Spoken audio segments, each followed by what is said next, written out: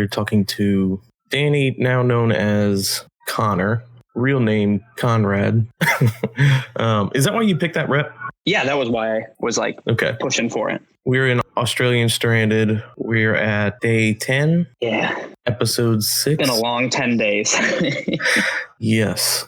This season, I decided to do 24 people. Usually when I do that, I have a lot of double boots. But because Australian Survivor does not, it in fact extends the season, I figured I should be kind of true to that. Yeah, I mean, it's going to be a long one. I have to hunker in on here. So I guess let's catch up with you. You've been talking to us since your season ended and have been pretty involved in Stranded. So we know kind of what you've been up to. But tell us a little bit outside of the Stranded world, what you've been doing since your season ended. Yeah, so for the last year, I've just kind of been chilling, helped host a couple seasons, both of the Isolateds and then Stranded in Morocco. In the last month, I started a new job. I found out that I'm going to be moving to a new city. All this stuff is changing. So I figured, while I have some time, I may as well commit to playing again. So just living life, loving my dog more than anything. So how would you say this season compares to Turks and Caicos, and how have you changed playing it? Well, if I remember correctly, the first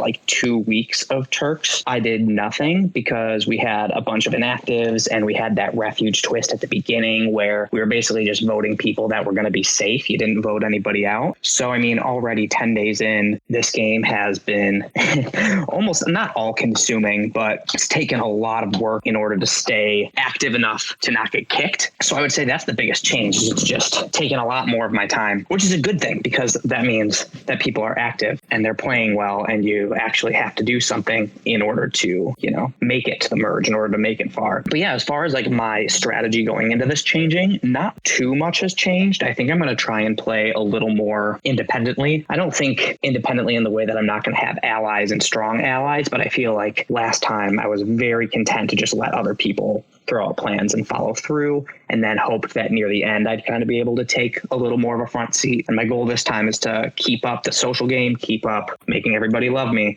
but then taking a little more of a strategic role in the beginning as we head into the next swap, the next merge. So in your first season, I'd say the reason you ended up leaving was probably because you were too likable and became too much of a threat to win because of that. I think you went final 6. Is that right? 5, I believe. Final 5. Wow. I sold you short. It was that one or the one before. I don't remember. That's pretty close to the end. So are you concerned that by taking a more leadership role that you might be painting yourself as a bigger target, or is that something you're trying to get ahead of? Well, I think the problem for me, and especially with the way that this game is shaping up, I don't think there's a way for me to make it far and stand a chance of winning if I don't make myself a target early.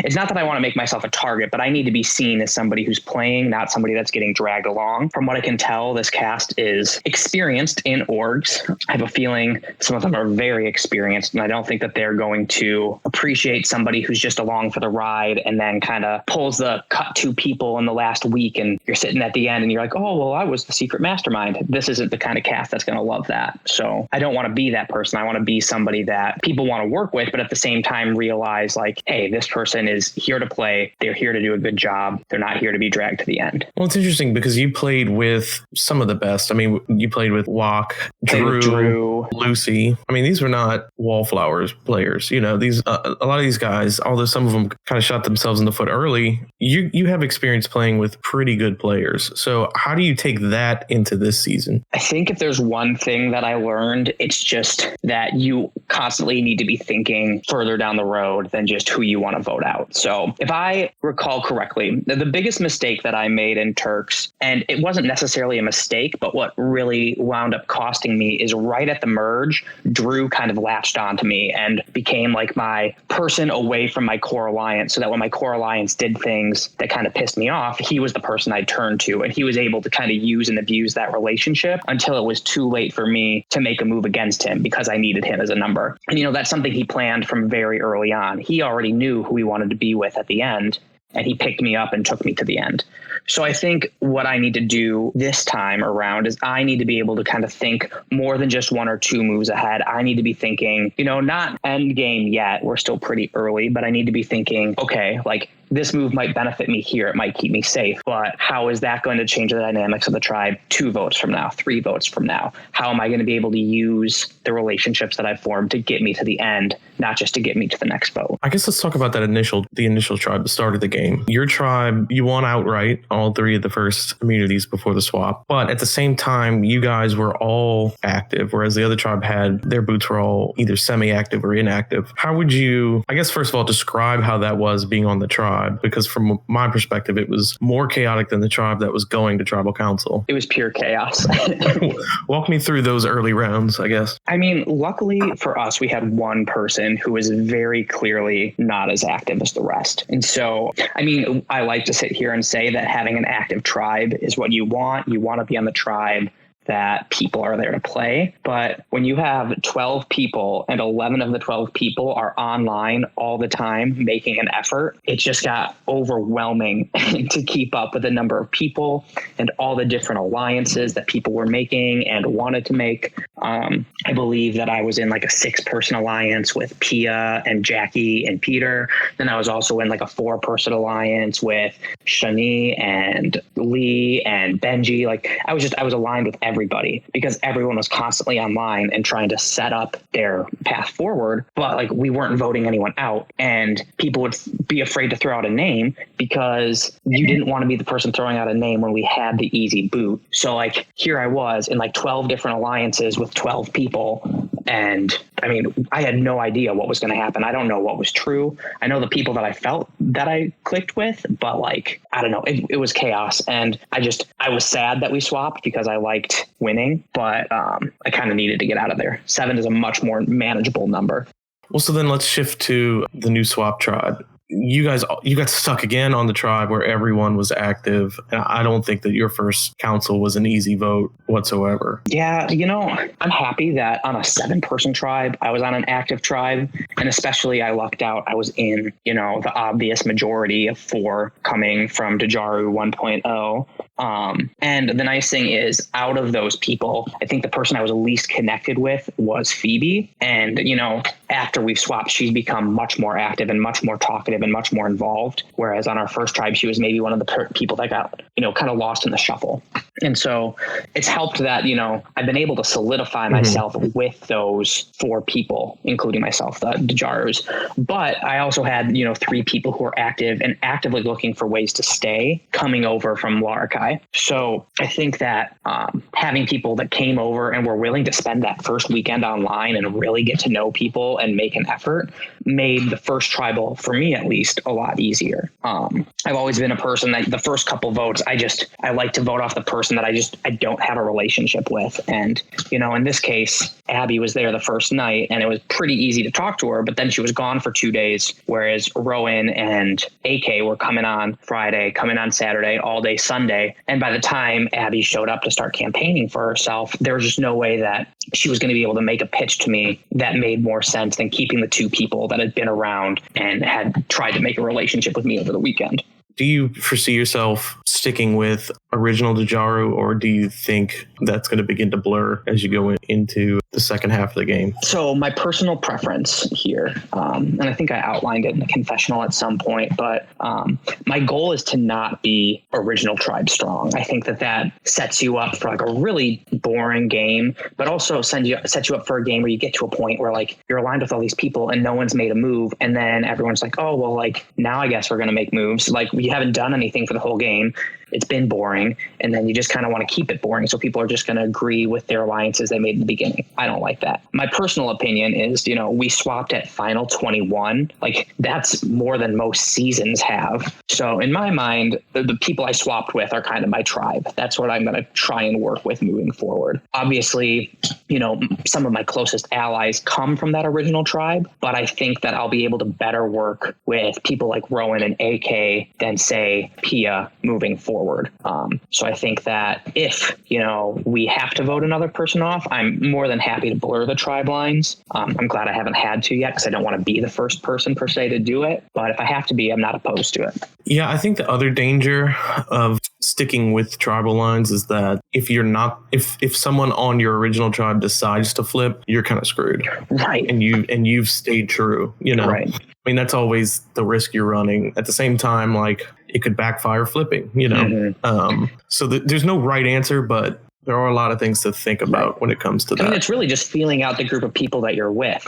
I mean, in this case, if I don't feel that I can trust somebody, there's no reason for me to stay true to an alliance from a tribe that never went to tribal council. Like, if I think that that's going to be the person who will sell me down the river later in the game, I'll get rid of them now. It doesn't matter that we started on the same tribe. And I think, there's a little paranoia in not knowing what's going on the other two tribes. Yeah, correct. Because people may not feel the same way about sticking together, Right. I mean, at this point, all we have to go off of is the fact that Dajaru 2.0 also voted off a yellow, which didn't surprise me. But, those are the only ways that you can tell what's going on at the other camps. You can see who they vote off and make assumptions based off of what you know from each tribe, from the conversations you've had. But you have no idea if there was an idol played. You don't know if they, had a unanimous vote, but they really have an alliance of 6 over there. So there's a lot to take into consideration, that's for sure. I guess let's talk about where you see the future of this tribe going. Like, if you guys were to go to another tribal, is it pretty set in stone, or is there still some shifting going on? I'm about 90% sure we're going to wind up at this double tribal tonight. That's from what I understand, we're going to go. But let's pretend like there wouldn't be a double tribal, because we'll talk about that in a second. Yeah. But let's just say you're going to a normal tribal council next. So if we went to a normal tribal council next, I believe the next person to go would be Pia. I've been kind of subtly throwing her under the bus to Shawnee since like the 3rd day.